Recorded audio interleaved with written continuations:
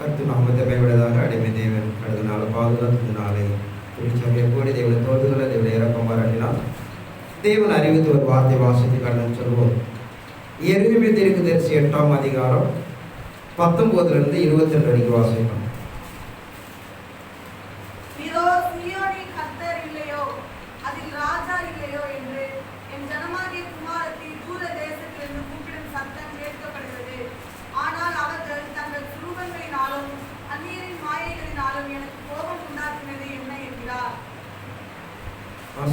அறுப்பு காலம் சென்றது, கோடை காலம் முடிந்தது, நாமோ ரட்சிக்கப்படவில்லை. என் ஜனமாகிய குமாரத்தின் காயங்களினால் நானும் காயப்பட்டேன், கரிகந்திருக்கிறேன், திகைப்பு என்னை பிடித்தது. கீழையாத்திலே பிசித்தையும் இல்லையோ, ரணவைத்தியனும் அங்கே இல்லையோ, பின்னே ஏன் என் ஜனமாகிய குமாரத்தின் சொத்தமடையாமல் போனால்? இதோ சீயோனிலே கர்த்தர் இல்லையோ, அதன் ராஜா இல்லையோ என்றும் என் ஜனமாகிய குமாரத்தி தூர தேசத்திலிருந்து கூப்பிடு சத்தம் கேட்கப்படுகிறது. ஆனால் அவர்கள் தங்கள் சொரூபங்களினாலும் அந்நியுடைய மாயினாலும் எனக்கு கோபம் உண்டாக்கினார். இறைமார்க்கம் சொல்லப்படுகிற தன்னை சொந்த ஜனத்தை குறித்து சொல்கிறார். சீயோனிலே கர்த்தர் இல்லையோ, சீயோன் தேவனுடைய திருச்சபை, திருச்சபை தேவன் இல்லையோ என்கிற ஒரு கேள்வி கேட்கிறார். என் ஜனமாகிய குமாரத்தை தூர தேசத்திலிருந்து கூப்பிடு சத்தம் கேட்கப்படுகிறது. ஆனால் அவர்கள் சொரூபங்களினாலும் அந்நியுடைய மாயினாலும் எனக்கு கோபம் உண்டாக்கினார்கள். ஆனால் இறை சமூகம் சொல்லப்படுகிற தன்னை சொந்த ஜனமாகிய தன்னுடைய ஜனங்களை இப்படி சொல்லுகிறார். அந்த சராசரங்களை படைத்தவர், வானத்தை பூமியையும் உண்டாக்கி நம்மளை ஒரு சமாதானத்துக்குள்ள நடத்திப்படுத்த தேவன் ஒரு கேள்வி கேட்கிறார். அறுப்பு காலம் சென்றது, கோடை காலமும் முடிந்தது, நாமோ ரட்சிக்கப்படவில்லை. என் ஜனமாகிய குமாரத்தின் காயங்களில் நானும் காயப்பட்டேன், கருகருத்து இருக்கிறேன், திகைப்பு என்னை பிடித்தது. ஏதோ நாம் இறை சமூகத்துக்குள்ளாக மனிதன் தேவனோடு தூரமாக போனதுனாலே படுகிற கஷ்டம் நமக்கு மாத்திரமல்ல, நம்மை தொழுது கொள்கிற தேவனும் அதை குறித்து வருத்தப்படுகிறார் என்று சொல்கிறது. நானும் கருகருத்து போனேன், நானும் காயப்பட்டேன், என் திகைப்பு என்னை பிடித்தது என்று சொல்கிறார். அதனால் வேதத்தை நமக்கு எழுதி கொடுத்திருக்கிறார். நாம் அதை அந்நிய காரியங்களாக எண்ணினதுனாலே நமக்கு இப்படிப்பட்ட சமாதானத்தை இழந்து நாம் நாட்களை வேதனைப்படுகிறோம் என்று அங்கே எழுதப்படுவதாக பார்க்கிறோம். அதை சொல்லிட்டு சொல்லுகிறார். கீழையத்திலே பிசித்தையில் இல்லையோ, ரணவைத்தின அங்கே இல்லையோ, பின்ன ஏன் என் ஜனமாகிய குமாரத்தின் சொச்சம் அடையாமல் இருக்கிறார். ஆனால் இறை சமூகம் நடைமுறைப்படுத்துகிற பிரகாரம் வேதத்துடைய மகத்துவத்திலையும் தேவனுடைய சமூகத்திலையும் இப்படி ஒரு நிலைகள் ஏன் உங்களுக்கு கிடைக்கல, கிடைக்காம போது காரணம் என்ன என்று சொல்லி தேவன் தன்னைத்தானே வரித்து கொள்ளுகிறான். நம்ம நிலைகளை அறிந்து, நம்முடைய சூழ்நிலையை அறிந்து அவரே தன்னை வரித்து கொள்வதாக நாம் பார்க்கிறோம். ஆனால் கடைசி காலத்தை நாம் காணப்படுவதனாலே தேவன் நமக்கு அநேக மகத்துவங்களை எழுதி கொடுத்திருக்கிறார், வழிகளை வாசல்களை கொடுத்திருக்கிறார். இதையெல்லாம் நமக்கு என்பது நாம் அறிந்து கொள்ளப்பட வேண்டும். தேவன் அறியாதவர்களுக்கும் அவர்களுக்கு அல்ல, தன் சொந்த ஜனத்துக்கு கொடுத்திருக்கிறார். தன் சொந்த ஜனதை அறிந்து அதை நாம் அடைந்து கொள்ளப்பட வேண்டும். நமக்கென்றே தன்னுடைய தீர்க்கதரிசிகளை கொண்டு திருவுளம் பற்றிருக்கிறார். நமக்கென்று ஒரு முன்மாதிரியை வைத்திருக்க என்பதை நாம் அறிந்து கொள்ளப்பட வேண்டும். ஆனால் நாம் இறை சமூகத்துக்குள்ளாக ஒரு உன்னதமான தேவனை நாம் தொழுது கொண்டிருக்கிறோம். நம்முடைய நிலைகளை நாம் அறிந்து கொள்ளப்பட வேண்டும். அதை சரியாக பின்பற்றி கடந்து போய் நம்மை சுதாரித்து கொள்ளப்பட வேண்டும். இது அப்படியே நீண்ட நாட்களை கடந்து போகக்கூடாது. இந்த வாழ்க்கையில் எப்படியாக நாம் நிலைப்படுத்திக் கொள்ளப்பட வேண்டும். எரேமியா தீர்க்கதரிசி 30ஆம் அதிகாரம் 12 வாசிக்கும். கர்த்தர் சொல்லுகிறது என்னவென்றால், உன் புண் ஆறாததாயும் உன் காயம் கொடிதாயும் இருக்கிறது. உன் காயங்களை கட்டுப்படி உனக்காக ஏற்படுவார் இல்லை, உன்னை சொஸ்தப்படுத்தும் ஔஷதங்களும் இல்லை. கர்த்தர் சொல்லுகிறது என்னவென்றால், உன் புண் ஆறாதையும் உன் காயம் கொடிதாயும் இருக்கிறது, உன் காயங்களை கட்டுப்படி உனக்காக ஏற்படுவார் இல்லை, உன்னை சொஸ்தப்படுத்தும் அசுத்தங்களும் இல்லை என்று பார்க்கிறோம். அதான் இறைமார்க்கம் சொல்லுகிற புண்ணு ஆறாதவும் ஒரு காயம் கொடிதாய் இருக்கிறது. இந்த புண்ணு என்று சொல்லப்படுகிற பாவம், ஒரு காயம் கொடிதாய் இருக்கிறது. அதை யாரு குணப்படுத்துவது என்று கேட்கப்படுவதாக பார்க்கிறோம். ஆனால் இறை சமூகம் நமக்கு நடைமுறைப்படுத்துகிற பிரகாரம் காலங்களும் சமயங்களும் அறிந்து எந்த ஒரு சந்ததிக்கும் எந்த ஒரு காலத்திலும் கொடுக்கப்படாத ஒரு பெரிய மீட்பு, மனித பாவங்களை விடுதலையாக்க முடியாமல், பூர்ண தத்துவத்தை அடைந்து கொள்ள முடியாமல், தேவனை கண்டு காண முடியாம ஒரு காலத்தெல்லாம் இருந்தது. அதை தாண்டி தேவனை நாம் முகமாக தரிசிக்கக்கூடிய, பார்க்கக்கூடிய, அவர் தூரத்துக்கு மாத்திரமல்ல, சமீபம் மாத்திரமல்ல, எப்பொழுது நமக்கு வாசம் பண்ணுகிற நிலையில இருக்கிறோம். ஏன்னா ஒரு காலத்துல தூரத்துக்கும் சமீபமா இருக்கிறேன்னு சொல்லுகிறான். ஆனா அப்படி அல்ல. நாட்களை நாம் தேவனை தேடுவதுமெல்லாம் அவர் கடந்து வருகிறார். அவர் நமஸ்கரிக்கும்போது அவருடைய மகிழ்மையை நம்ம காணக்கூடிய காலத்துல இருக்கிறோம். இப்படிப்பட்ட ஒரு காலத்தை நாம் இன்னும் நம்முடைய புண்ணு ஆறாததும், நம்முடைய காயம் கொடிதா இருந்தால் நாம் பரிந்துவிக்கிற நாம் தள்ளப்படுவோம். ஆனால் காலத்தும் சமயத்தும் அறிந்து தன்னை குணப்படுத்திக் கொள்வதற்கும் மேற்கொள்வதற்கும் சாத்தானை தோற்கடிக்கக்கூடிய வழிகளை அறிந்து போய் நம்மை பாதுகாத்துக் கொள்ளப்பட வேண்டும் என்று இறைவனை எதிர்பார்க்கிறார். எரேமியா தீர்க்கதரிசி 8ஆம் அதிகாரம் 10ஆம் வசனத்தோட வாசிப்போம். ஆகையால் அவர்களுடைய ஸ்திரீகளை அந்நியருக்கும் அவர்களுடைய வயல்களை அவைகளை கட்டிக் கொடுப்பவர்களுக்கும் கொடுப்பேன். அவர்களிலே சிறியோர் தொடங்கி பெரியோர் மட்டும் ஒவ்வொருவரும் பொல்லாசைக்காரராய் இருக்கிறார்கள். தீர்க்கதரிசிகள் தொடங்கி ஆசாரியர்கள் மட்டும் ஒவ்வொருவரும் பொய்யராய் இருந்து, ஆகையால் அவருடைய ஸ்திரீகளை அந்நியருக்கும் அவருடைய வயல்களை அவைகளை கட்டுக்கொள்ளவும் கொடுப்பேன். அவர்களில் சிறியோர் தொடங்கி பெரியோர் மட்டும் ஒவ்வொருவரும் பொருளாசைகராய் இருக்கிறார்கள். தீர்க்கதரிசிகள் தொடங்கி ஆசாரியர்கள் மட்டும் ஒவ்வொருவரும் பொய்யராய் இருக்கலாம். தேவனை தேடி ஜனங்களை வழிநடத்தக்கூடிய, பக்குவப்படுத்தக்கூடிய, தேவனை வாசஸ்தலத்தை அறிவிக்கக்கூடிய தீர்க்கதரிசிகள் முதற்கொண்டு ஆசாரிகள் முதற்கொண்டு அவர்களெல்லாம் பொய்யராய் இருக்கிறார்கள். பொய் சொல்லி தன் மேன்மையை உண்டாக்கி ஜனங்கள் மத்தியில் தன்னை ஒரு பெரிய மனிதனாக காண்பித்துக் கொள்வதற்காக தேவன் அறிவிக்காத, தேவன் உரைக்காத, தேவன் சொல்லாத காரியத்தை சொல்லி தேவனுடைய தன்மை இழக்கிறார்கள். ஆனால் இறைமார்க்கம் நமக்கு நடைமுறைப்படுத்துகிற பிரகாரம் அங்கே சொல்ல 2 சம்பவங்கள். அவர்கள் மாயை உலகத்தை பின்பற்றி போகிறார்கள், தேவனை விட்டுவிட்டார்கள் என்று சொல்லப்படுவதாக பார்க்கிறோம். ஆனால் நிரந்தரமாக ஏதோ ஒரு மனித வாழ்க்கை என்று சொல்லி நிரந்தரமாக மனிதன் சுதந்திரத்துக் கொள்ளுகிற நம்பி பார்த்தீங்கன்னா தேவனை மனிதன் விட்டு விடுகிறான் என்று பார்க்கிறோம். ஆனால் சாலமோன் சொல்லுகிற பிரகாரம் பூமியில காணப்படுற எல்லா காரியங்களும் நமக்கு மாயை என்று சொல்கிறார். எந்த ஒரு காரியமும் நமக்கு சுதந்திரம் அல்ல, நிரந்தரம் அல்ல என்பதை நாம் அறிந்து கொள்ளப்பட வேண்டும். எல்லாமே இறைமார்க்கம் நடைமுறைப்படுத்துகிற பிரகாரம் எல்லாம் மாயை என்பதை நாம் நிச்சயமாக நாம் அறிந்து கொள்ளப்பட வேண்டும். எரேமியா தீர்க்கதரிசி 17ஆம் அதிகாரம் 11ஆம் வசனத்தை வாசிப்போம். அநியாயமாய் ஐஸ்வர்யத்தை சம்பாதிக்கிறவன் முட்டையிட்டு அவையங்காத்தும் குஞ்சு பொறிக்காமல் போகிற கௌதாரிக்கு சமானமாய் இருக்கிறான். அவன் தன் பாதி வயதிலே அதை விட்டு தன் முடிவிலே மூடனாய் இருப்பான். அநியாயமாய் ஐஸ்வர்யத்தை சம்பாதிக்கிறவன் முட்டையிட்டு அவையங்காத்து குஞ்சு பொறிக்காமல் போகிற கௌதாரிக்கு சமானம் இருக்கிறான். தன் பாதி வயதில் அதை விட்டு தன் முடிவினை மூடனாய் இருப்பான். ஆனால் இறைமார்க்கம் சொல்லுகிற என்ன, உலகம் முழுவதும் பண ஆசைகளாக மிதந்துகிறது.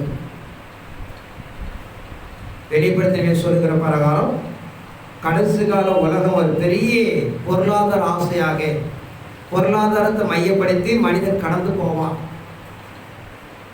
அதனால் அதை நிலைப்படுத்துகிறார், ஒரு கவுதாரிக்கு ஒப்பிடுகிறார்.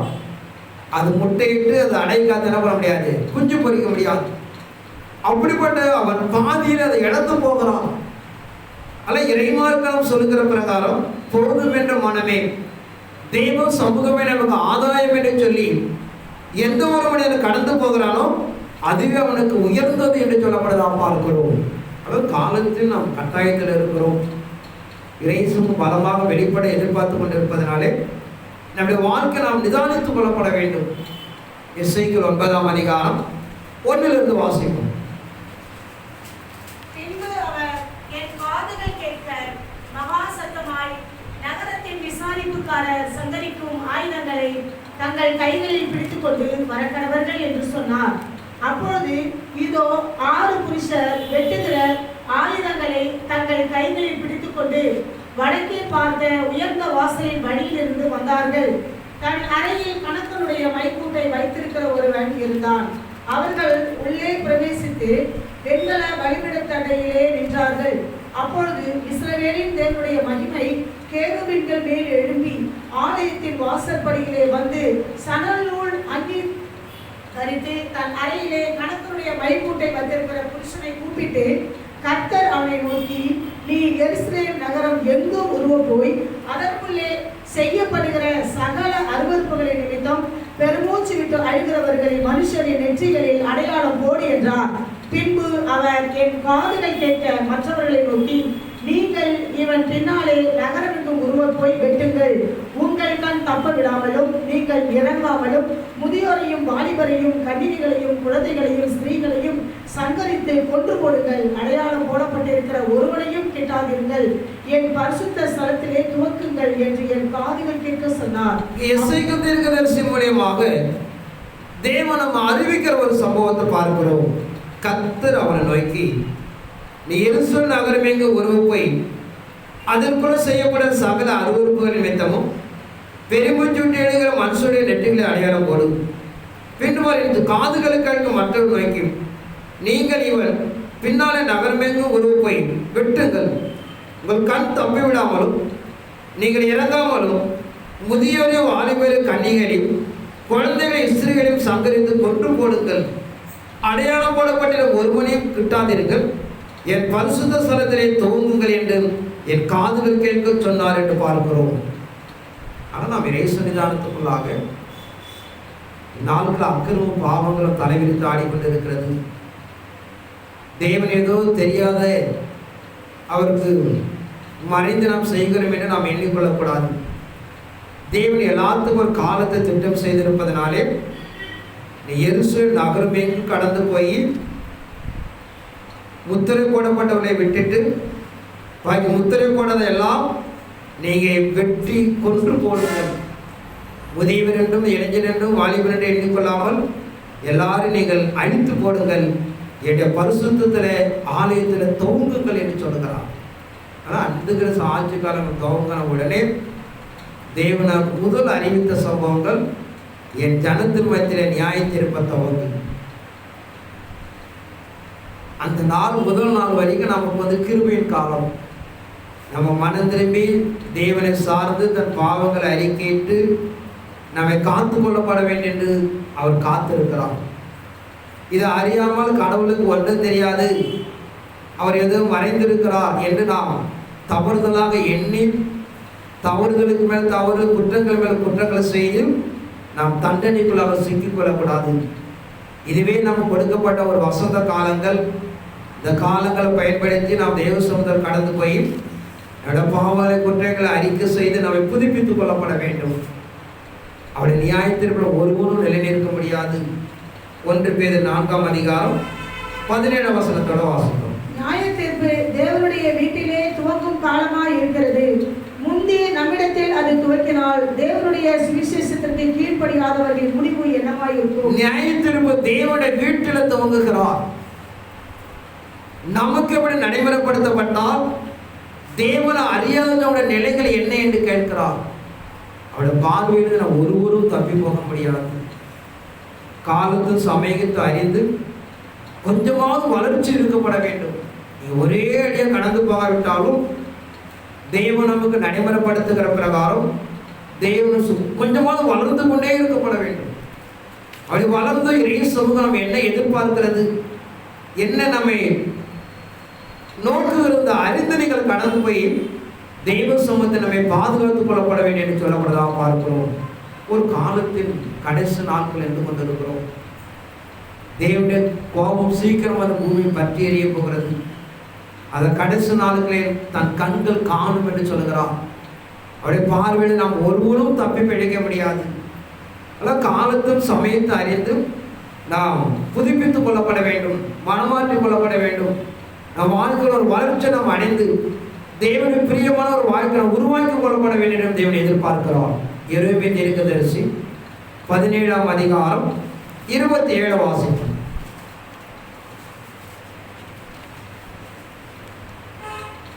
நீங்கள் ஓய்வு நாளை பசுத்தமாக்கும்படிக்கும் ஓய்வு நாளிலே சுமையை எருசலேமின் வாசல்களுக்குள் எடுத்து வராதிருக்கும்படிக்கும் என் சொல்லை கேளாமற் போனீர்களாகில் நான் அதன் வாசல்களில் தீ கொளுத்துவேன். அது எருசலேமின் அரண்மனைகளை பட்சித்தும் அவிந்து போகாதிருக்கும் என்று கர்த்தர் சொல்கிறார். நீங்கள் ஓய்வு நாளை பரிசுத்தமாக்கும்படிக்கு ஓய்வு நாள் சுமைகளை எருசலேம் வாசலுக்குள்ளாக எடுத்து வராது இருக்கும்படிக்கும் என் சொல்லை கேளாமல் போனீர்கள். நான் அதன் வாசல்களை தீர்ப்படுத்துவேன். அது எருசலேம் அரண்மைகளை பட்சித்தும் அவிழ்த்து போகாது இருக்கும் என்று கர்த்தர் சொல்லுகிறார். ஆனால் இறைமார்க்கம் சொல்லுகிற பிரகாரம் தேவனுடைய வாசஸ்தலத்தில் ஒரு வியாபார ஸ்தலமாக மாற்றிக்கொள்ளக்கூடாது. அப்படி மாற்றினு சொன்னால் இந்த ஆலயத்தை நான் தீ கொளுத்துவேன் என்று சொல்கிறான். ஆனால் தேவ சமூகத்துக்குள்ளாக ஒரு ஆலயத்தையே அப்படி நான் திட்டம் பண்ணினார் என்று சொன்னால் மனித வாழ்க்கை நாம் யோசிக்கப்பட வேண்டும். நம்முடைய வாழ்க்கை ஒரு வியாபார ஸ்தலமாக வியாபார நிலையங்களை கடந்து போய் தேவனை விட்டு என்று சொன்னால் நம்முடைய வாழ்க்கை தான். அவருடைய தேவாலயத்தை ஒப்பிடுகிறார். தேவாலயத்துடைய வியாபார சந்தைகளை மாற்றினீர்கள் என்று சொன்னால், ஏன்னா இங்கே நீங்கள் பார்த்தீங்கன்னா நிறைய ஜனங்கள் வருகிறார்கள். தன் உற்பத்தியாகிற பொருளை விற்கலாம் என்றும் அதோடு பலி செலுத்து போவதற்காக ஆடு மாடு புறாப்பஞ்சுகளை விற்கிறார்கள். ஏன்னா அதெல்லாம் முன்பு ஆயத்தப்படப்பட வேண்டும். தேவனுக்கு தான் செலுத்தப்படும் நிகழ்வாக இருந்தாலும் அது முதல் நாளே ஆயத்தப்படுத்தப்பட வேண்டும். நம்ம நினைக்கிறப்போ அவங்க என்ன ஆடு மாடு புறாப்பஞ்சி கடவுளுக்கு தானே பலி செலுத்து வந்து விற்கிறாங்க என்பது அர்த்தம் அல்ல. அது முதல் நாள் ஆயத்தப்படுத்திக் கொள்ளப்பட வேண்டும். அங்கே போயிட்டு அதை நம்ம வியாபார ஸ்தலமாக கடந்து போய் நம்ம சிந்தனைகள் எண்ணங்கள் எல்லாம் மாறி நம்ம வியாபாரியாக போயிடக்கூடாது. அதன் அடிப்படையில் தான் அது ஒரு பரிசுத்த ஸ்தலம், தேவனை தொழுது கொள்கிற ஸ்தலம், ஏக சிந்தையாக காணப்படுகிற ஸ்தலத்தை நாம் அப்படி மாற்றிக்கொள்ளக்கூடாது என்று சொல்லப்படுறதா பார்க்கிறோம். ஆனால் எந்த ஒரு நிகழ்வும் முன்னமே அதை நாம் தயாராக்கி கொள்ளப்பட வேண்டும், அதுக்கு ஆயத்தமாகப்பட வேண்டும் என்பதை தான் அங்கே ஒப்பிடுகிறோம். நம்ம நினைக்கிறவங்க கடவுள் தானே பலி செலுத்த போகிறாங்க, கடவுளும் ராஜ்யத்தை சார்ந்து நாம் எண்ணிக்கொள்ளக்கூடாது. அதை எப்போது எந்த மாதிரி நடைமுறைப்படுத்தப்பட தேவன் சொல்லியிருக்கோம் அப்படிதான் நாம் நடைமுறைப்படுத்த வேண்டுமே தவிர நாம யூகித்து நாம் செய்யக்கூடாது. அப்படி நீங்கள் நடைமுறைப்படுத்தினால் அந்த ஸ்தலத்தை நாம் தீ கொளுத்துவேன், அதை மண்மேடாக்கி போடுவேன். தேவன் அங்கே தொழுது கொள்ள முடியாது என்று நாம் இறை சும சொல்லப்படுறதா பார்க்கிறோம். ஆனால் ஒவ்வொரு இடங்களும் இறைமார்க்க நாம் எதிர்பார்க்கிறவனமாக தேவனை நாம் சார்ந்து கொள்ளப்பட வேண்டும், நாம் அறிந்து கொள்ளப்பட வேண்டும். எரேமியா தீர்க்கதரிசி 23ஆம் அதிகாரம் 14 வசனத்தை வாசிப்போம். எருசலேமின் தீர்க்கதரிசிகளிலும் பிடிக்கிடத்தக்க காரியத்தை காண்கிறேன். விபச்சாரம் பண்ணி வஞ்சகமாய் நடந்து ஒருவனும் தன் பொல்லாப்பை விட்டு திரும்பாதபடிக்கு பொல்லாதவர்களின் கைகளை திடப்படுத்துகிறார்கள். அவர்கள் எல்லாரும் எனக்கு சோதோமை போலும் அதின் குடிகள் கொமாராவை போலும் இருக்கிறார்கள். எருசலேமின் தீர்க்கதரிசிகளும் திடுக்கிடத்தக்க காரியத்தை காண்கிறேன். விபச்சாரமான வஞ்சகமாய் நடந்து ஒருவனும் தன் பொல்லாப்பை விட்டு திரும்பாதபடிக்கு பொல்லாதவன் கைகளை திடப்படுத்துகிறார்கள். அவர் எல்லாரும் எனக்கு சோதமை போலும் அதன் குடிகள் கொமாராவை போல இருக்கிறது என்று பார்க்கிறோம். சோதனை குமார பட்டணத்தை கர்த்தர் அழித்தார். காரணம் சொல்லுகிறார், ஒரு பெரிய வேசு நகரமாக மக்கள் மாற்றிக்கொண்டார்கள். அது பூக்கர் வானத்தில் எட்டப்பட்டது. ஆனால் தேவன் கோபம் கொண்டு அதை அழித்தார் என்று பார்க்கிறோம். அவர் சொல்லுகிறார், நான் திடுக்கிடத்தக்க காரியத்தை பார்க்கிறேன். நம்ம ஏற்கனவே பார்த்தோம், திடீரென்று பூமியை நோக்கி பார்ப்பான், மனிதனை நோக்கி பார்ப்பான், நம்முடைய வாழ்க்கையை எதிர்பார்ப்பான். எப்போ வருவான்னு சொல்ல முடியாது. அதனால நினையாத நாடுகின்ற அந்த வேதத்தில் எழுதியிருக்கும்.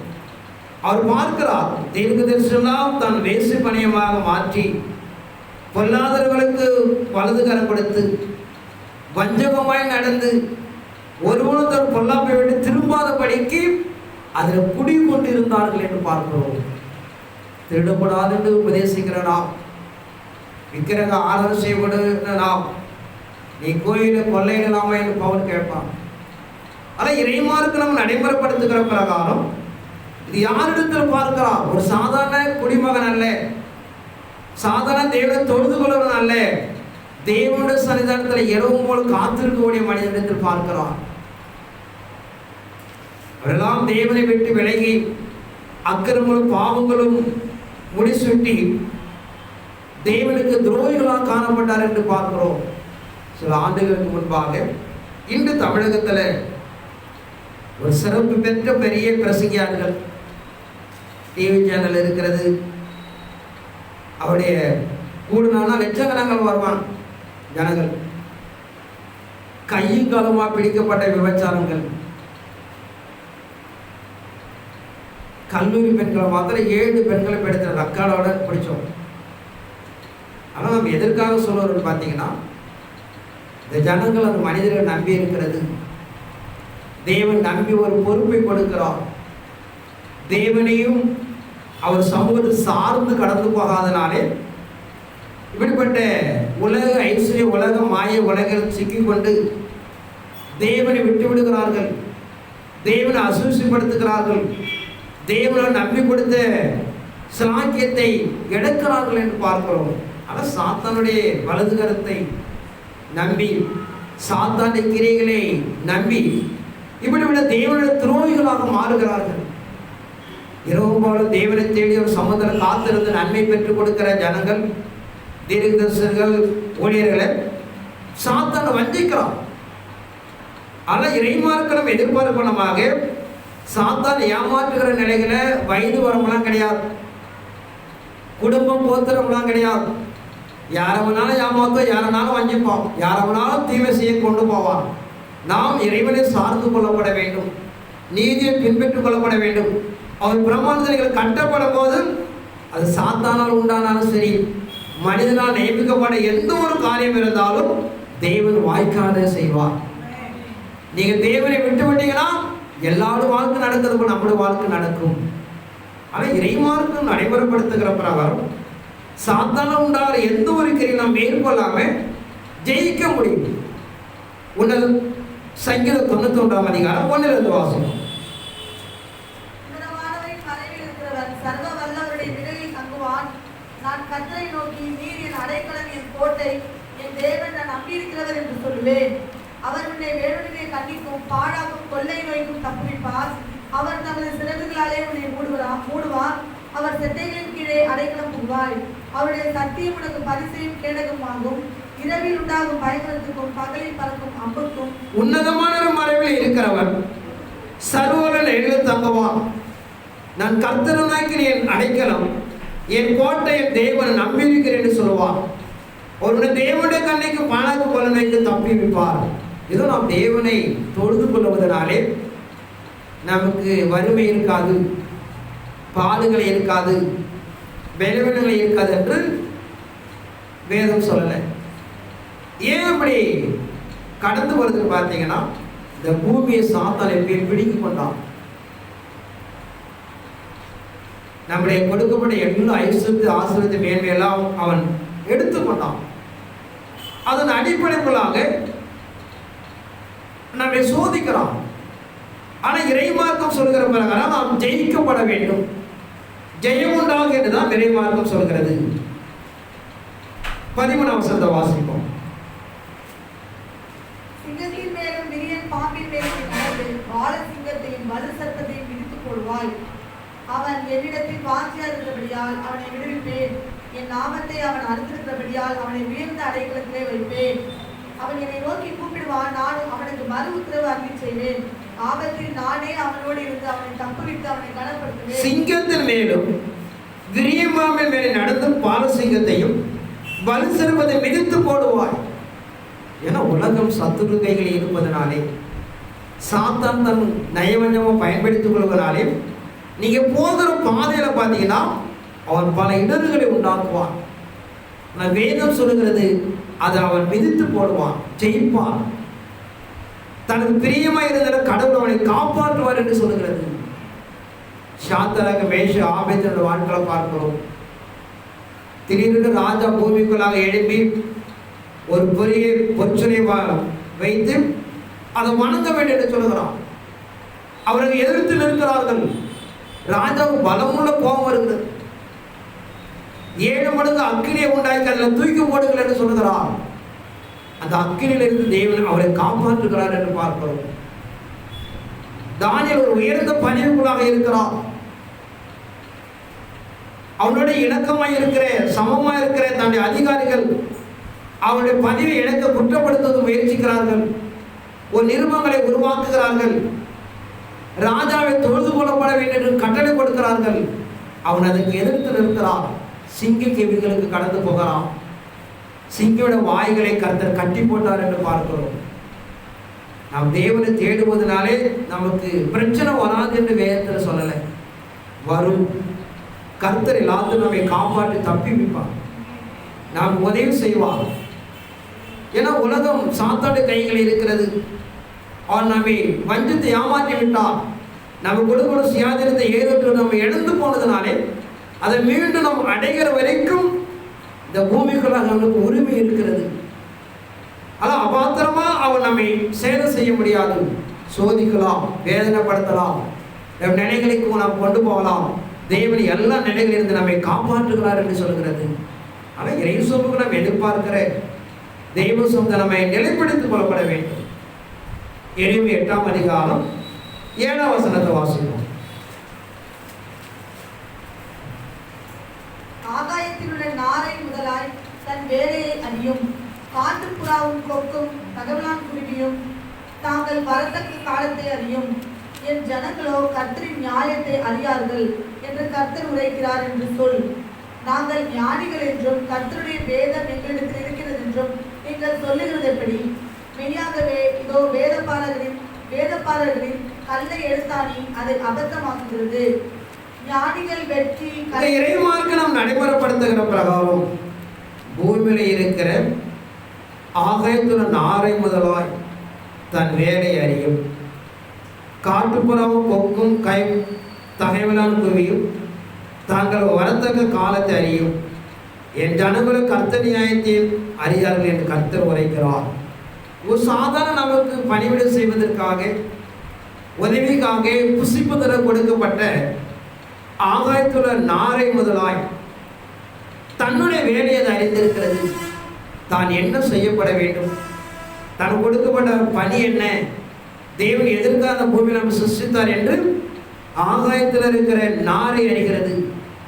காட்டுப்புறாவும் கொக்கும் தகைவலான குறையும் தாங்கள் வரத்தக்க காலத்தை அறியும். ஒரு 2 அறிவு 3 அறிவு கூடிய கொக்கு புறா இதெல்லாம் தேவனுடைய நாட்களை அறியும் என்று சொல்கிறது. என் ஜனங்களே அறிவில்லாமல் காணப்படுகிறார்கள் என்று சொல்லப்படுதா பார்க்கிறோம். தேவனுக்கு சமனாக உருவாக்கப்பட்ட அதிகாரத்தை வாக்குத்தத்துக்கு பெற்று நாம் அதை அறியவில்லை என்று பார்க்கிறோம். பூமியில் பார்த்தீங்கன்னா தெரியும், சுனாமி ஒரு பெரிய சில ஆபத்தில் வரும்போது பறவைகளுக்கு தெரிகிறது, மிருகங்களுக்கு அது அறிகிறது. இப்படிப்பட்ட நம்மை விட நமக்கு உதவிகரமாக ஞானத்தில் அறிவிலும் குறைந்து காணப்பட மிருக ஜீவன்களுக்கெல்லாம் தேவனுடைய வேலையை அறிந்திருக்கிறது. அவர் சமனாக அவருடைய பிள்ளைகள் என்று சொல்ல வாக்குத்தத்தை பெற்று நாம் எல்லாம் அதை நாம் அறியாமல் இருக்கிறோம் என்று வருத்தப்படுவதாக நாம் பார்க்கிறோம். எரேமியா 49ஆம் அதிகாரம் 16 வாசிப்போம்.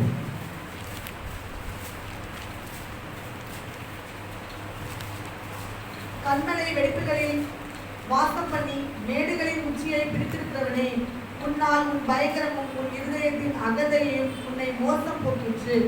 நீ கழுதை போல் உயரத்தில் உன் கூட்டை கட்டினாலும் அங்கே இருந்து உன்னை விழப்பண்ணுவேன் என்று கர்த்தர் சொல்கிறார். அப்படியே ஏதோ பாழாகும், அதை கடந்து போகிறவன் எவனும் அதில் எல்லா இறைமார்க்கம் சொல்லுகிற பிரகாரம் சாத்தான் ஒரு பக்கம் நம்மளை ஏமாற்றி வஞ்சித்து அவன் உயர்ந்த அடைக்கிறதில் காணப்பட்டாலும் தேவன் அவனை விழை செய்வேன் என்று சொல்கிறார். அல்ல, பூமியில் இருக்கிற மனிதர்கள் ஞானத்தையும் அறிவையும் பலத்தை பயன்படுத்தி தேவனுக்கு விரோதமாக எழுப்பினாலும் கர்த்தர் சமூகத்தில் அவன் ஒன்றுமில்லை என்று சொல்கிறான். நம்ம தேவனுடைய நோக்கத்தை நாம் அறிந்து கொள்ளப்பட வேண்டும். தேவ சமூகத்தை புரிந்து கொள்ளப்பட வேண்டும். அவன் எந்த நிலைகளில் கடந்து போனாலும் தேவன் அவனை பூமியில இப்படியே தள்ளுவார் என்று சொல்லப்படுறதாக பார்க்கிறோம். அவருடைய சமூகத்துக்கு அவருடைய சன்னிதானத்துக்கு ஒருபோது அவன் மீறி நடக்க முடியாது. ஆனால் இறைமார்க்க நடைமுறைப்படுத்துகிற சம்பவத்தை நாம் தெளிவடைந்து கொள்ளப்பட வேண்டும். தொடர்ந்து எரேமியா 44ஆம் அதிகாரம் 16 வாசிப்போம். எகிப்து தேசத்திலே தங்கவும் 44:16. நீ கர்த்தருடைய நாமத்தில் எங்களுக்கு சொன்ன வார்த்தையின்படியே நாங்கள் உனக்கு செவிகொடாமல் எங்கள் வாயிலிருந்து புறப்பட்ட எல்லா வார்த்தைகளின்படியையும் நாங்கள் செய்து வானராக்கினிக்கு தூபம் காட்டி அவளுக்கு பான பலிகளை பார்ப்போம். நாங்களும் எங்கள் பிதாக்களும் எங்கள் ராஜாக்களும் எங்கள் பிரபுக்களும் யூதா பட்டணங்களிலும் எருசலேமின் வீதிகளிலும் செய்தது போலவே செய்வோம். அப்பொழுது நாங்கள் அப்பத்தினால் திருப்தியாகி ஒரு பொல்லாப்பையும் காணாமல் வாழ்ந்திருந்தோம்.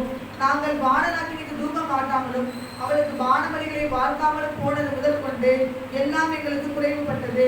பட்டயத்தாலும் பஞ்சத்தாலும் அடைந்து போனோம். மேலும் நாங்கள் வானராக்கினிக்கு தூபம் காட்டி அவளுக்கு பானபலிகளை வார்த்த போது நாங்கள் எங்கள் புருஷரின் அனுமதி இல்லாமல் அவளுக்கு பணியாரங்களை சுட்டு பானபலிகளை வார்த்து அவளை நமஸ்கரித்தோமோ என்றார்கள்.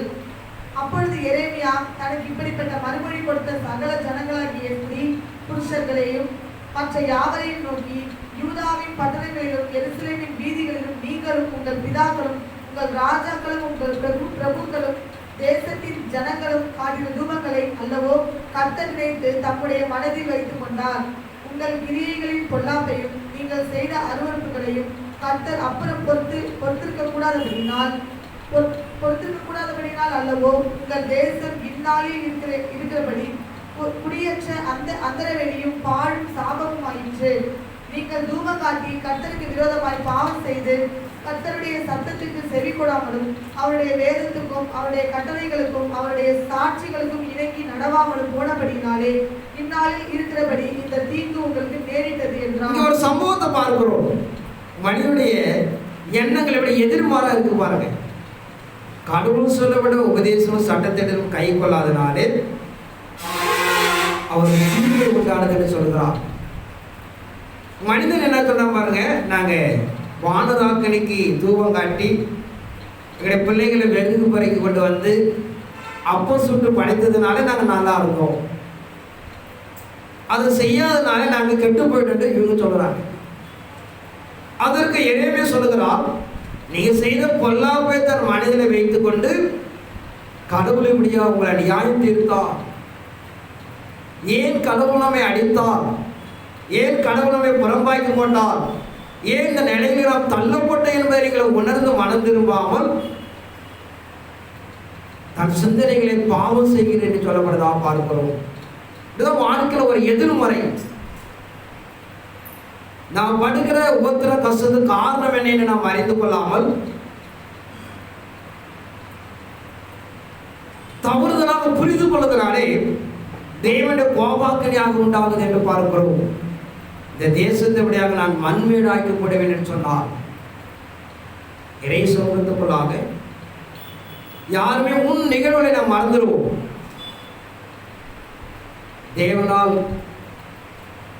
விரும்பி சாலமோனுடைய வாஞ்சினால் கட்டப்பட்ட தேவாலயம் பல மில்லியன் தேவன் அதில் வாசம் பண்ணினார், அதில் தங்கினார். என் கண்களை இருதயத்தில் இந்த ஆலயத்தில் நோக்கமாக இருக்கிற வாக்கு கொடுக்கிறார். அப்படிப்பட்ட தேவாலயத்தை ஒரு கல்லில் மேல் ஒரு கல் இல்லாமல் இடிக்கப்பட்டது என்று பார்க்கிறோம். எதன் பிறகு என்று பார்க்கிறோம். எந்த நேசகுமாரை பூமிக்குள்ளாக அனுப்பி பாவ மன்னிப்பை கொடுத்து தன் சொந்த ஜனமாக சேர்த்து கொள்ளப்பட வேண்டும் என்று ஆதியாகமம் 3:15 மல்கியா 4 வரைக்கும் அறிவிக்கப்பட்ட நேசகுமாரன் கடந்து வந்தார். அவர் இவருக்கு நேசகுமாராக ஏற்றுக்கொள்ளாமல் தேவனுடைய குமாரன் அங்கீகரிக்காமல் தன் உள்ளங்கால் தலைவரில் ஒரு சுடு ரத்தம் இல்லாமல் அவரை சித்திரவதைப்படுத்தி கொன்று குவித்தார்கள். எந்த ஒரு தேவாலயம், எந்த ஒரு மனிதனை தேவகுமாரன் நேசித்து தொழுது கொள்ளப்பட வேண்டிய தேவன் அனுப்பினாரோ அதை இடித்து தரமட்டமாக்கினதினாலே தேவன் கோபம் கொண்டு தான் விரும்பி வாஞ்சித்து எதிர்பார்த்த தன் இருதயம் கண்கள் வைக்கப்படி ஆலயத்தை ஒரு கல்லின் மேல் ஒரு கல் இல்லாமல் இடிக்கப்பட்டது என்று பார்க்கிறோம். அவர் முன்பு செய்யப்பட்டதையும் தேவனுக்கு துரோகம் செய்ததையும் எல்லாம் நினைக்கல. எல்லாம் என்ன சொல்வார்கள்? சாலமோனால் கட்டப்பட்ட ஆலயம், தேவன் வாசம் பண்ண ஆலயம், இது ஏன் இடிந்தது என்று தான் கேட்பாங்களே தவிர ஏன் இடிக்கப்பட்டது என்று அவர்கள் யாரும் அறிவது அல்ல. அதனால இறை சமூகத்தை நாம் நிதானித்துக் கொள்ளப்பட வேண்டும். வாழ்க்கையில் அறிந்தோ அறியாமல் எவ்வளோ தவறுகள் செய்திருக்கிறோம். கடவுள் பிரியமான வாழ்க்கை ஓடிக்கொண்டிருக்கிறோம். காலத்தின் கடைசி நிலைகள் இருக்கிறோம். ஒரு மனிதனே தேசத்தை பட்டணத்தை நியாயத்திருப்பது அவருக்கு ஒரு லகுவான காரியம். நமக்கு கொடுக்கப்பட்ட வேதத்தில் எழுதப்பட்ட கிருபையின் காலத்தில் ஓடிக்கொண்டிருக்கிறோம். இந்த காலத்தை அறிந்து சங்கீதம் 2ஆம் அதிகாரம் கடைசி ஒரு 4 வசனத்தை வாசிப்போம். 10 வாசிக்கும். சங்கீதம் 2:10. ராஜாக்களே உணர்வடையுங்கள், பூமியின் நியாயாதிபதிகளே எச்சரிக்கையாயுங்கள், பயத்துடனே கர்த்தரை சேவியுங்கள், நடுக்கத்துடனே களி கூறுங்கள்.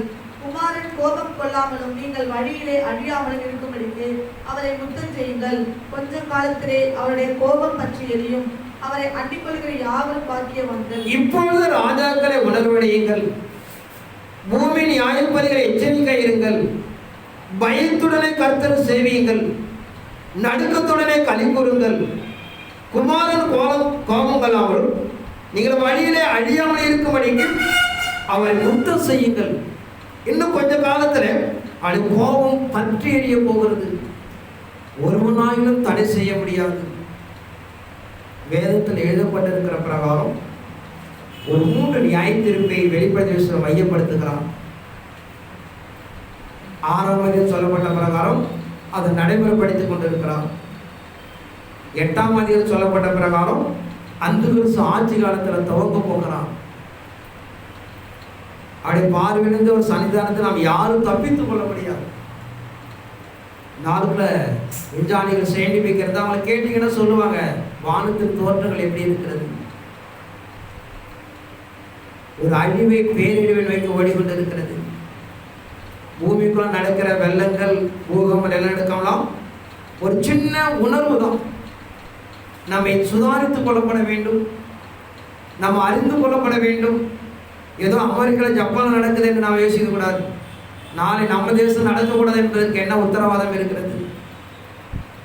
இப்போ நடப்பதை விட ஒரு பலமுறை நடக்கக்கூடாது என்ற எண்ணம் நிலை இருக்கிறது. விஞ்ஞானமும் ஞானமும் அறிவும் தடுக்க முடியுமா, காப்பாற்ற முடியுமா? என்ன முடியாது. ஆனால் இறை சமூகத்துக்குள்ளாக நம்முடைய உணர்வுக்கு அறிவுக்கு ஒரு தூண்டுதலாக நடித்து கொண்டிருக்கிறார். வேதத்தில் எழுதப்பட்ட பிரகாரம் செய்து கொண்டிருக்கிறார். வேதத்தில் எழுதப்பட்ட ஒரு முடிவை நாம் சந்திக்க போகிறோம். அதிலிருந்து காப்பாற்றிக் கொள்வதற்கு நாம் சுதாரித்துக் கொள்ளப்பட வேண்டும். எரேமியா 7ஆம் அதிகாரம் 18ஆம் வசனத்தை வாசிப்போம்.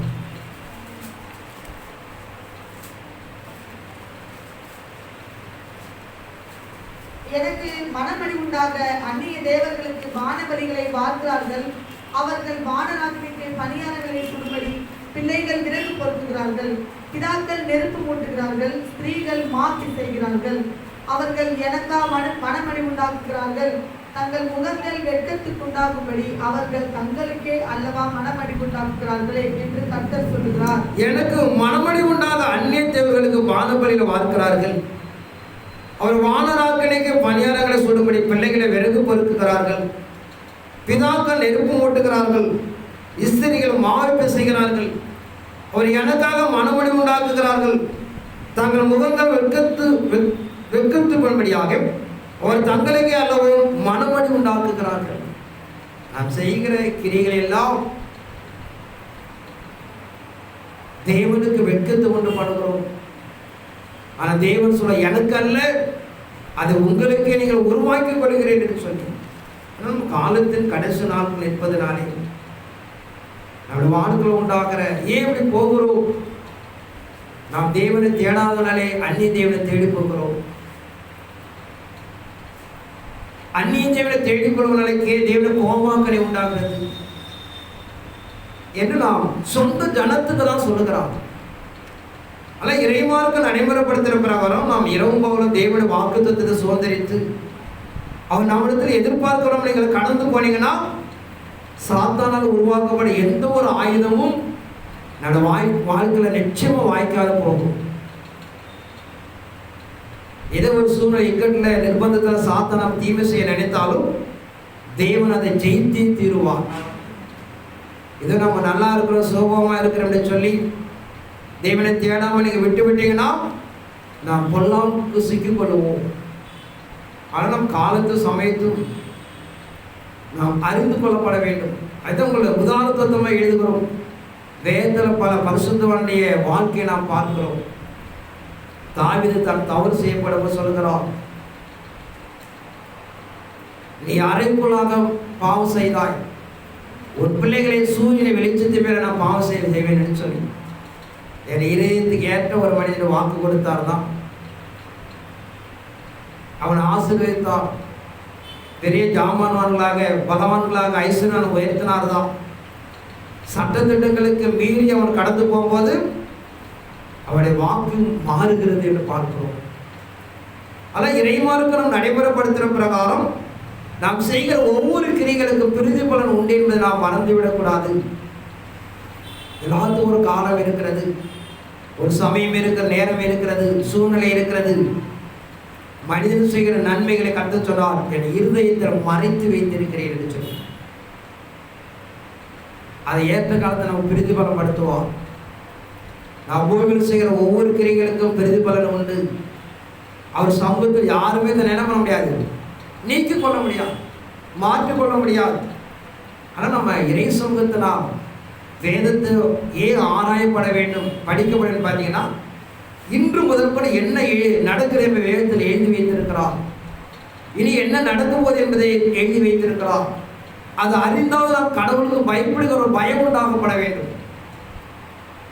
நாம் பார்ப்பதும் இருப்பதும் வச்சு நாம் நிதானித்து ஓடி நாம் சிக்கிக் கொள்ளக்கூடாது. தேவனுக்கு துரோகிகளாக மாறிவிடக்கூடாது. தேவன் என்ன பரிசுத்தவான்கள் எழுதி வைத்தாரோ அது ஒரு புள்ளியோட மாற்றவே மாட்டார். எருமை இருக்குது 50ஆம் அதிகாரம் 1 வாசிக்கும்.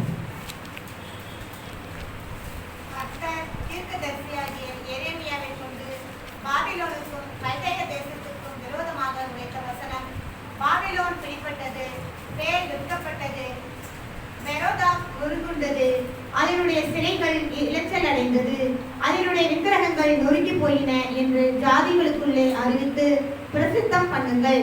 இதை மறைக்காமல் கொடியேற்றி விளம்பரம் பண்ணுங்கள். கர்த்தர் தீர்க்கதரிசியை எரேமியை கொண்டு பாபிலோனுக்கு கல்தே தேசத்துக்கு விரோதமாக உரைத்த வசனம்.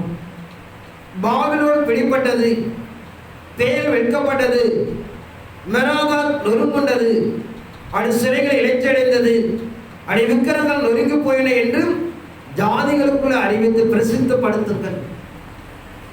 எதை மையப்படுத்துகிறார்? அவர் சொல்லுகிறார், பூமி அவருக்கு பாதப்படி, வானம் அவருக்கு சிங்காசனம், எனக்கு என்ன ஆலயத்தை கட்டுகிறேன் என்று சொல்லுகிறார். அது தேவன் வாசம் பண்ணக்கூடிய, தேவனை தொழுது கொள்ளக்கூடிய அவருக்கு ஒரு ஆலயத்தில் கட்டவே முடியாது. ஏதோ நம்ம கூடி தேவனை தொழுது கொள்ள முடியாது, ஒரு இடத்தை தேர்ந்தெடு இருக்கிறோமே தவிர தேவன் வாசம் பண்ணக்கூடிய ஒரு ஆலயத்தை நம்ம கட்ட முடியாது.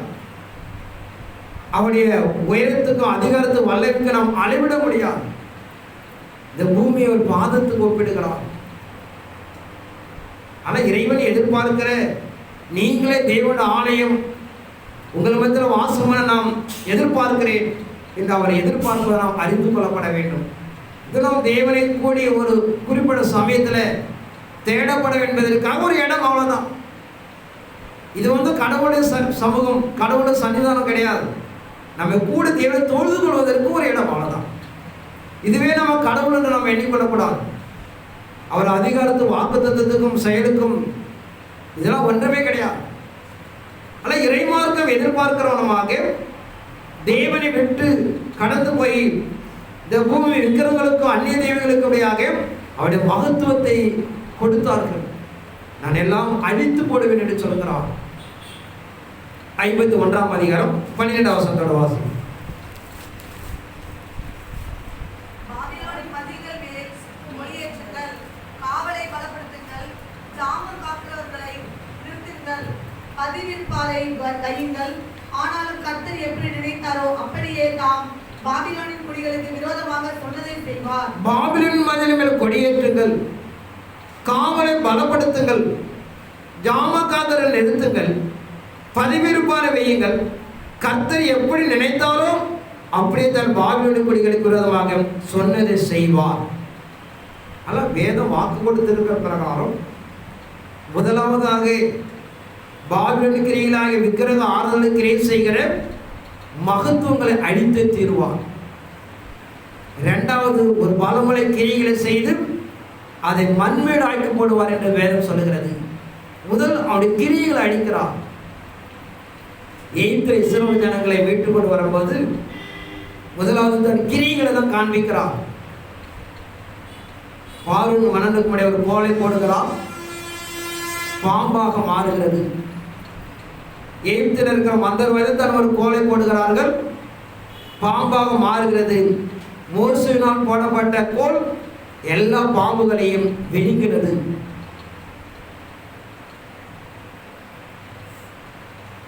பாபிலோன் அரண்மனைக்குள்ளாக இருந்த தண்ணீரை, ஆற்றை இரத்தமாக மாற்றுகிறார். அவர்களும் இரத்தமாக மாற்றுகிறார்கள். பாபிலோன் ராஜாவுக்கு முன்பாக வண்டுகளை உண்டாக்குறார். அவர்களால் முடியல, தேவனை விரல் என்று சொல்கிறார். சாத்தான சில அதிகாரம் கொடுத்திருந்தாலும் நடைமுறைப்படுத்தப்பட்டாலும் தேவனுடைய மகிமை என்பது அளவிட முடியாது. இதுதான் சொல்லுகிறார். நான் முதலாவதுபடியாக விக்கிரங்களது கிரியை செய்கிற கிரிகளை நான் அழிப்பேன். இரண்டாவது ஆலயங்களை அவர் தொழுது கொள்கிற இறைமார்க்கத்தை தரைமட்டமாக்கி போடுவேன் என்று சொல்லப்படுவதாக பார்க்கிறோம்.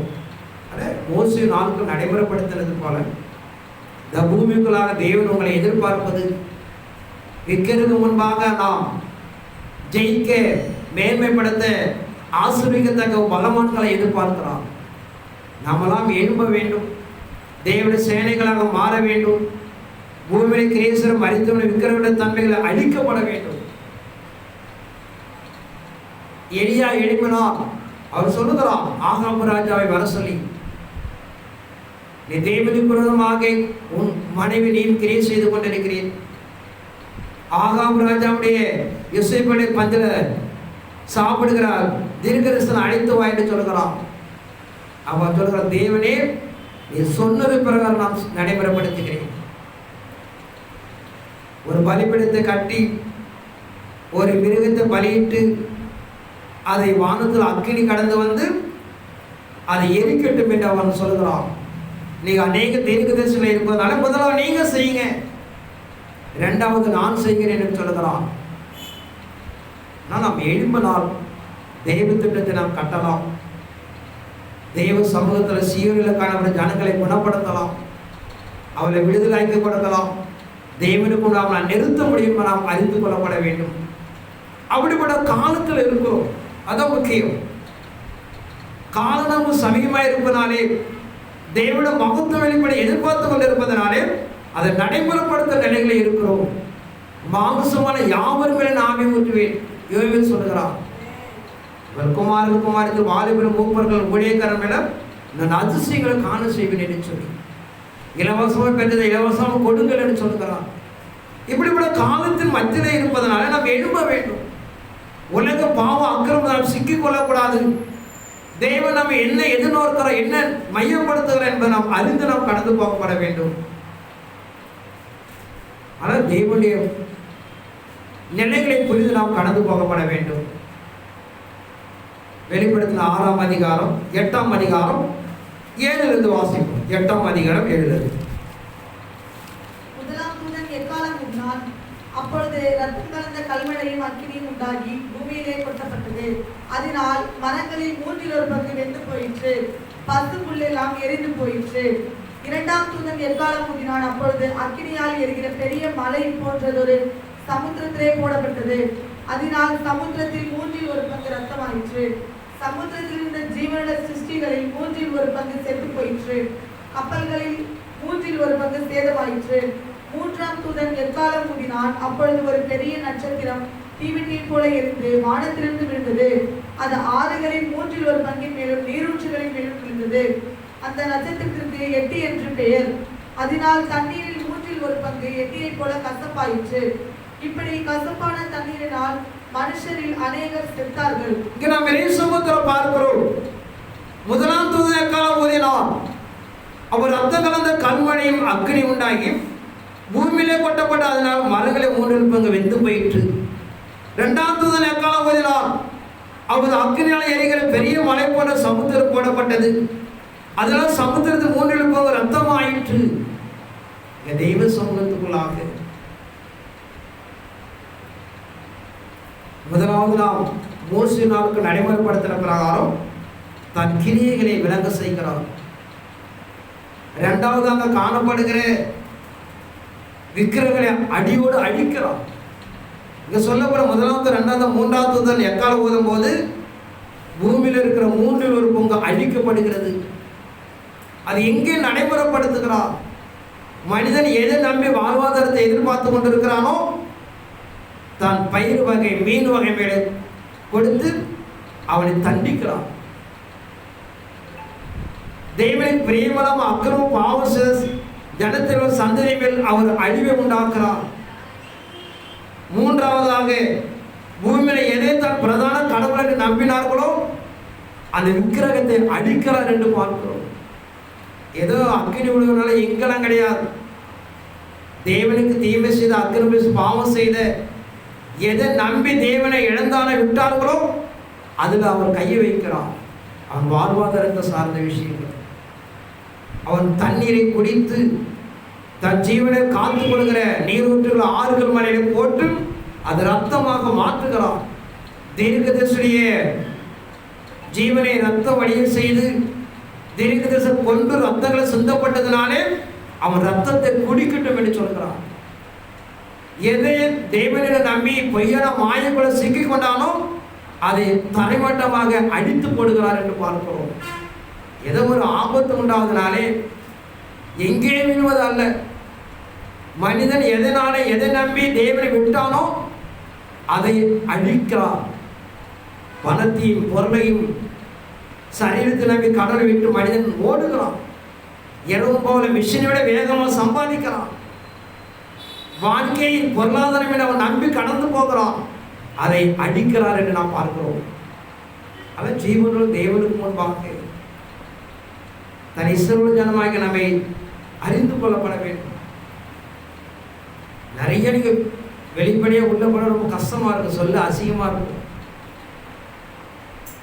அநேக ஊழியர்கள் தீர்க்கதரிசனம் சொல்லுகிற எல்லாம் விக்கிரத்தை சார்ந்து மாயைக்கு பின்பற்றி ஓடிக்கொண்டிருக்கிறார்கள்.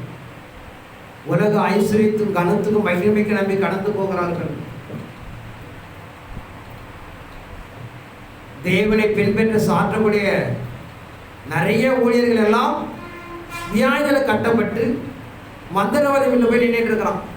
உங்களுக்கு தெரியாது, இதெல்லாம் சொன்னா அசிங்கமா இருக்கும். நமக்கே நம்ம மூஞ்சில திப்பிக் கொள்ற விஷயங்கள். எந்த இடத்தில் நன்மை பெற்று தானும் தன் ஜனங்களுக்கு நன்மை செய்து கொடுக்க வேண்டுமோ பிரதான ஆசாரியெல்லாம் மாயைக்கு உட்பட்டு தன்னை காப்பாற்றிக் கொள்ள முடியாம, விடுதலையாக்கிக் கொள்ள முடியாம இப்படிப்பட்ட தன் மறைவான அக்கிரமத்து பாவத்துகளால் நின்று கொண்டிருக்கிறார்கள். தேவனுக்கு நன்மை பெற்று தானும் ஜனங்கள் வாழ வைக்கக்கூடிய பெரிது விளைக்கக்கூடிய நம்முடைய நிலைகள் இப்படிப்பட்ட நிலைகளுக்கு கடந்து போவதை நாம் கேவலமாக இருக்கிறது. ஆனால் இறைமார்க்க நம்ம எதிர்பார்க்க நேரம் தேவஜனம் உங்கள் நீங்கள் எவ்வளவு பெரிய சிறந்த நிலைகள், தேவனுக்கு நன்மை பெற்று ஜனங்களுக்கு கொடுக்கக்கூடிய ஆசாரியம் செய்கிற அக்கிரமம் இதெல்லாம். ஆனால் இறைமார்க்கு நம்ம எதிர்பார்க்கிறோம். தெய்வ சமூகத்துக்குள்ளாக கிறிஸ்துவ மார்க்கம் என்பது தெய்வ திட்டம், தெய்வ தீர்மானம் என்பது ஒரு பலமுள்ள சீர்கேடாக ஓடிக்கொண்டிருக்கிறது. தேவனை நம்புங்கள், தேவன் நன்மை செய்வதை சொல்லி பிரசங்கித்து விட்டு இவரெல்லாம் மாயக்குள்ளாக சிக்கிக் கொண்டிருக்கிறார்கள். தேவனை விட தூரமாக நின்று கொண்டிருக்கிறார்கள். அக்கிரமங்களும் பாவங்களும் தேவனுடைய நியமனத்துக்கு விரோதமாக எழுப்பிக் கொண்டிருக்கிறார்கள்.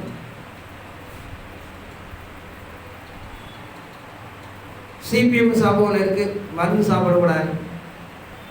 எத்தனை பாசல் போய் மருத்துவமனை மருந்து வேண்டியதா நான் என்னால் நிரூபிக்க முடியும். அடையாளத்தோடு வச்சிருக்கிறேன். அதனால இறைமார்க்குடைய நிறைய சம்பவம் சொல்லிக்கிட்டே இருக்கலாம். கிறிஸ்துவ மண்டலம் என்பது எதை நோக்கி ஓடிக்கொண்டிருக்கிறது, எதை சார்ந்து ஓடிக்கொண்டிருக்கிறது. நமக்கு ஐஸ்வர்யத்தை கனத்தை மகிமை கொடுத்திருக்கிறான். நாமெல்லாம் அதை பின்பற்றி கடந்து போகாம தன் உத்தமமாக தொழுது கொள்ளாதனாலே தேவனை நமக்கு எதிரியாக மாறிக்கொண்டிருக்கிறார். தேவனுடைய பாதுகாப்பை இழப்பை நாம் அடைந்து கொண்டிருக்கிறோம். தேவனுடைய நியாய பிரமாணத்தை பின்பற்றி கடந்து போய் தன்னை காத்து கொள்ளப்பட வேண்டும் என்று இறைவன் எதிர்பார்க்கிறார். எரேமியா தீர்க்கதரிசி 30ஆம் அதிகாரம் 5 வாசிப்போம்.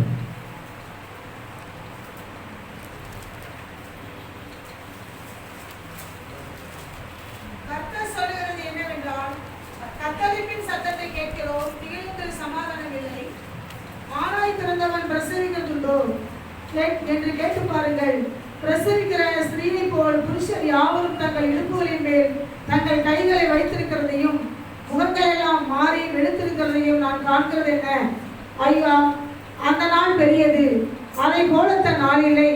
அது யாக்கோவுக்கு இக்கட்டு காலம், ஆனாலும் அவன் அதற்கு நீங்களாக்கி ரட்சிக்கப்படுவான்.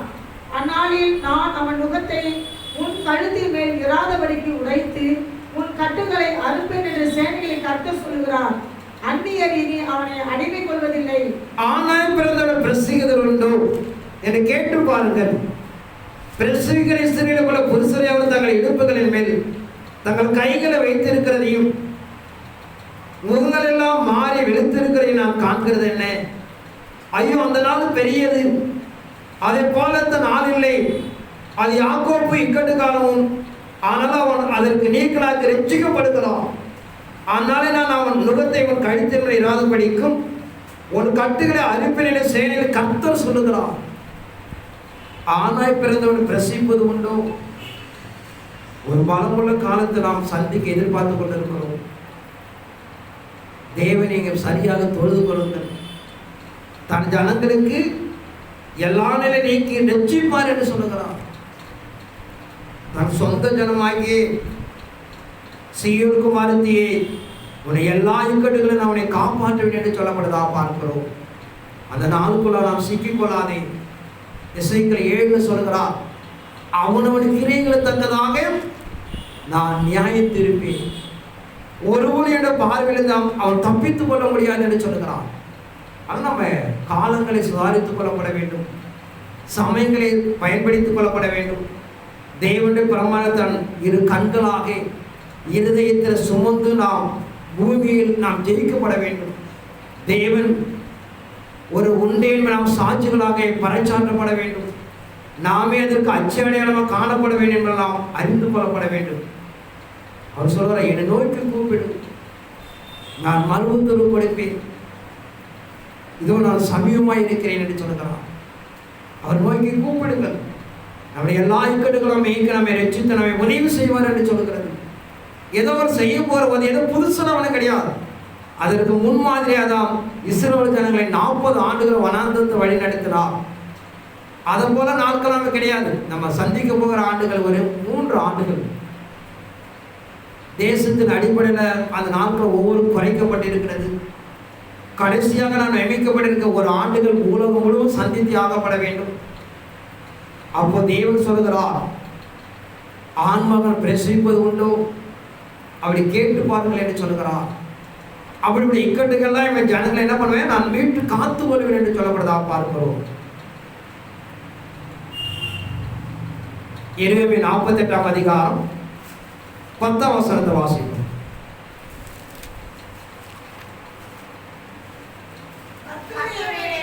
வசதியாய் செய்கிறவன் சபிக்கப்பட்டவன், இரத்தம் சிந்தாதவனுக்கு தன் பட்டயத்தை அடக்கிக் கொள்கிற கர்த்தரை வேலையை அசதியா செய்வன் சபிக்கப்பட்டவன், ரத்தம் சிந்தாதபடி தன் பட்டயத்தை அடக்கிக் கொள்பவன் சபிக்கப்பட்டவன். இறைமார்க்கம் சொல்கிற பிரகாரம் ஒரு யுத்தத்தின் களத்தில் இருந்து கொண்டிருக்கிறோம். உடைய பட்டயங்களை பயன்படுத்தி ஆகப்பட வேண்டும். ரத்தம் சிந்தாமல் ஜெயிக்க முடியாது. போர்க்களத்தில் போய் எதிரியை நாம் கொல்ல போகிறோம். நமக்கு ஒன்றும் ஒரு சின்ன காயப்படாமலாம் ஜெயிக்க முடியாது. அடிபடலாம், காயப்படலாம், ஆனால் நம்ம அப்போதான் ஜெயிக்க முடியும். பட்டயத்தை எடுத்தவன் ரத்தம் சிந்தாமல் ஜெயித்து அடைய முடியாது என்று சொல்கிறது. அதில் நாம் யோவேல் 3:9 சொல்லுகிற பிரகாரம் ஒரு யுத்த களத்தை நின்று கொண்டிருக்கிறோம். பட்டயத்தை எடுக்காமல், ரத்தம் சிந்தாமல், காயப்படாமல் ஜெயித்து நாம் அடைய முடியாது. சாத்தானை எதிர்க்கிறோம், அவன் சேதப்படுத்துவான். ஆனால் நாம் அவனை எதிர்பார்க்கவனமாக நாம் சேதப்படுத்த முடியாது. அப்போதான் நாம் ஜெயிக்க முடியும் என்று சொல்லப்படுறதா பார்க்கிறோம். ஆனால் நாம் நிற்கிற ஒரு யுத்த காலத்தில் நின்று கொண்டிருக்கிறோம். 2 ராஜாக்கள் 1ஆம் அதிகாரம் 1 வாசிக்கும்.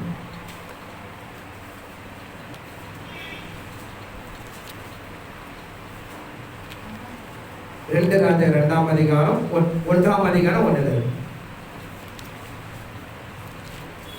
ஆகாப் மரணமடைந்த பின் மோவாபியர் இஸ்ரவேலுக்கு விரோதமாய் கலகம் பண்ணி பிரிந்து போனார்கள். அகசியா சமாரியாவில் இருக்கிற தன் மேல் வீட்டிலிருந்து திராவியின் வழியாய் விழுந்து வியாதிப்பட்டு, இந்த வியாதி நீங்கி பிழைப்பனா என்று எக்ரோனின் தேவனாகிய பாகால் சேபோனிடத்தில் போய் விசாரியுங்கள் என்று ஆட்களை அனுப்பினார். கர்த்தருடைய தூதன் திஸ்பியனாகிய எலியாவை நோக்கி, நீ எழுந்து சமாரியாவுடைய ராஜாவின் ஆட்களுக்கு எதிர்பட்டு போய், இஸ்ரவேலிலே தேவன் இல்லை என்றால் நீங்கள் எக்ரோனின் தேவனாகிய பாகால் சேபோனிடத்தில் விசாரிக்கப் போகிறீர்கள்.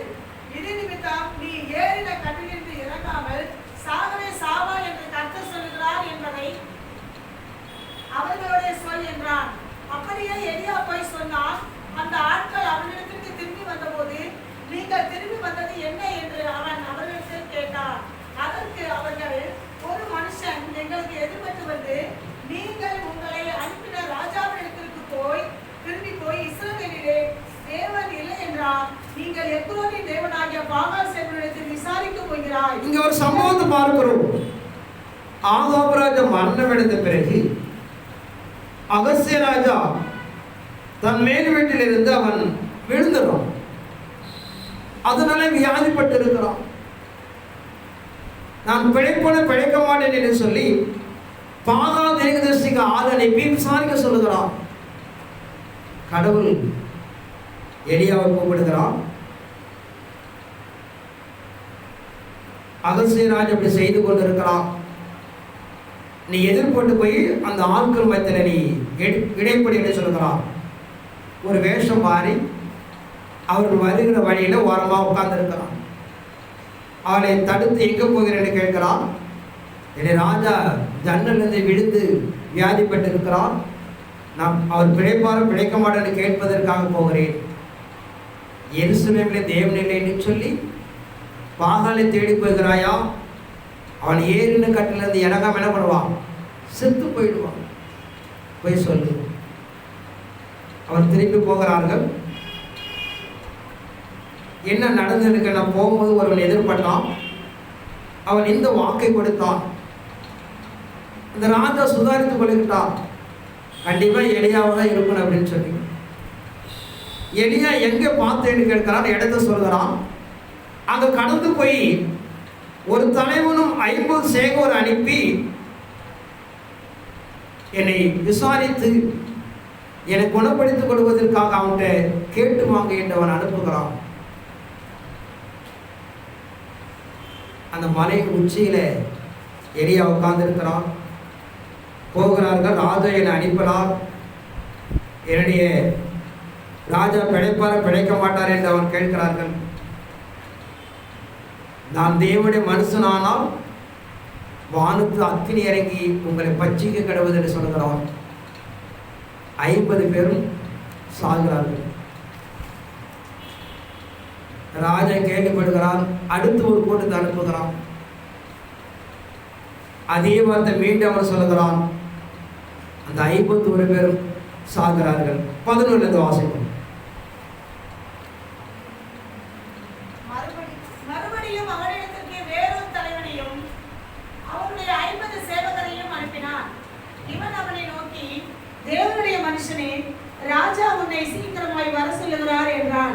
எலியா அவர்களுக்கு பிரதியுத்தரமாக, நான் தேவனுடைய மனுஷனானால் அக்கினி வானத்திலிருந்து இறங்கி உன்னையும் உன் 50 பேரையும் பட்சிக்க கடவது என்றான். உடனே தேவனுடைய அக்கினி வானத்திலிருந்து இறங்கி அவனையும் அவனை 50 பேரையும் பட்சித்தது. திரும்பவும் 3ஆம் தரம் ஒரு தலைவனையும் அவருடைய 50 சேவகரையும் அனுப்பினான்.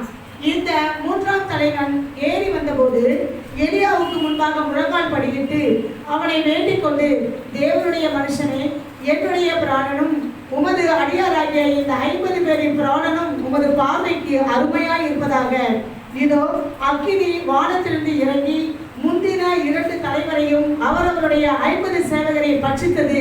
இப்போதும் என்னுடைய பிராணன் உமது பார்வைக்கு அருமையாய் இருப்பதாக என்றான். அப்பொழுது கர்த்தருடைய தூதன் எலியாவை நோக்கி, அவனோடு கூட இறங்கி போ, அவனுக்கு பயப்படாதே என்றான். அப்படியே அவன் எழுந்து அவனோடு கூட ராஜாவின் இடத்திற்கு இறங்கி போய் அவனை பார்த்து, இஸ்ரவேலிலே தேவன் இல்லை என்றா?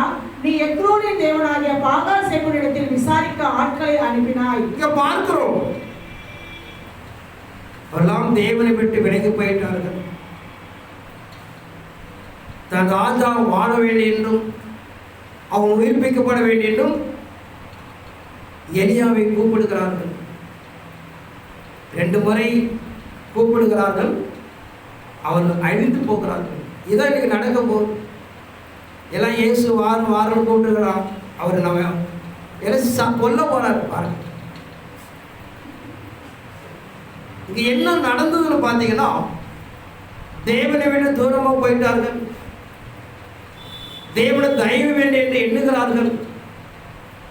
ஆனால் தேவனை எப்படி தொழுது கொள்ளப்பட வேண்டும், தேவனை எப்படி அழைக்கப்பட வேண்டும் என்று இல்லாமல் அங்க போகிறார்கள். அவரை எதிர்பார்த்து அவரை எலியான்னு பார்க்கிறார்கள். அவன் தேவனுடைய மனுஷன், தேவனுடைய தற்சொருவமாக காணப்படுகிறான். தேவனுடைய வார்த்தை அவனுக்கு புறப்படுகிறது. தேவனுக்கு அவன் ஒரு முன்மாதிரியாக இருக்கிறான். கிறிஸ்து மண்டலம் புரிந்து கொள்ளப்பட வேண்டும். தேவன் அறியாத நாம் தேவன் இன்னைக்கு அறிந்திருக்கிறோம்.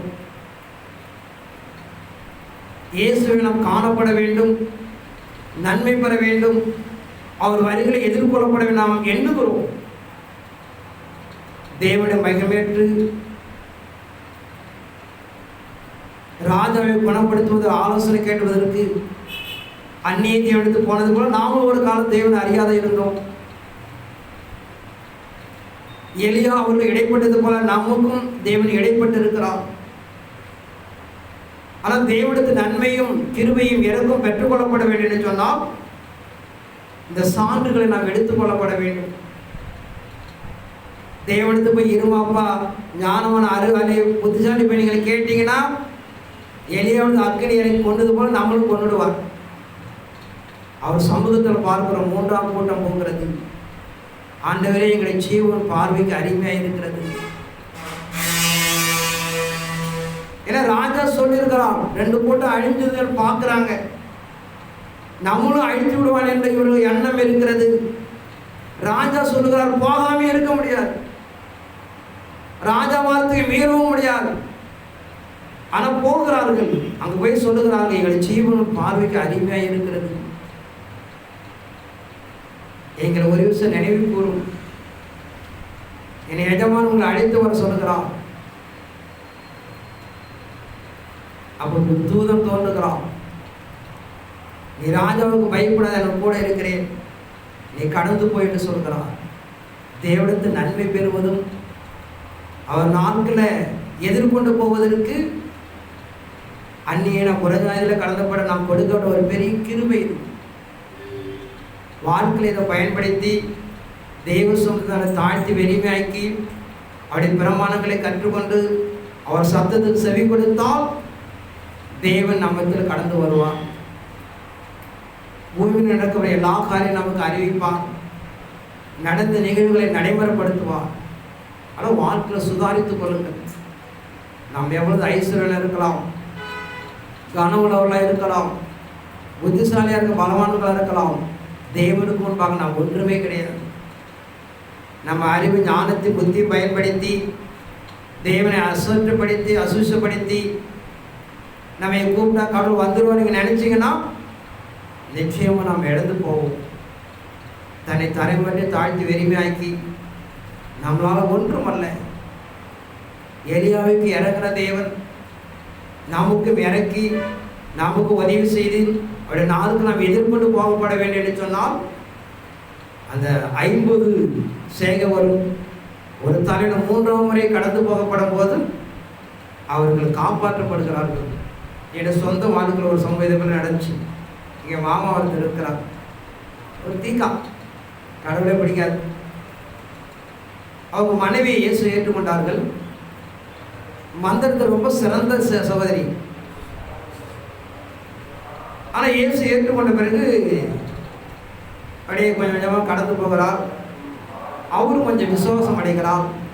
கடவுள் அப்படியே கொஞ்சம் கிட்டி ஆணையத்து போகலனாலும் ஊழியர்களை வீட்டுக்கு வர சொல்லுவார், ஜெபம் பண்ணுவார், ஜெபம் பண்ணிக்குவார். அப்படி கொஞ்சம் அப்படியே ஏன்னா அந்த கொஞ்சம் கிருவிகளை பார்த்து கடந்து போகிறார்.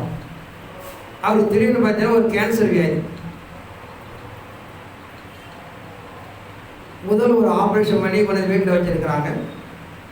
நான் தான் ஹாஸ்பிட்டலுக்கு ஹெல்ப் பண்ணி அப்புறம் சகோதரன் விட்டு பண்ணோம். அவங்க வந்து சிஸ்டர் ரொம்ப கஞ்சன் ஆகுது போல் ஜெபம் பண்ணி எப்படியாவது உதவி செய்யுங்க அப்படின்னு சொல்லிட்டு போய் ஜெபம் பண்ணுறான். கடவுள் காமிக்கிறார், வீட்டில் சுற்றி பேர் எவ்வளோ கட்டி தொங்குது. அவன் ஏறின கட்டதை இறங்காமல் செத்து போயிடும் போய் சொல்லு அப்படின்னாரு.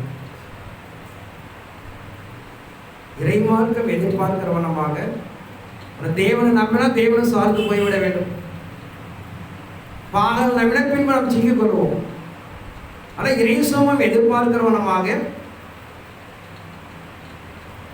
3ஆம் காலகட்டத்தில் கடந்து போன ஒரு தலைவன் 50 சேகை வரும். ராஜா சொல்லுற கட்டளை மீற முடியாது. போனா செத்து போயிடுங்கிற உயிர் பயத்தில் தான் போயிட்டு இருக்கிறான்.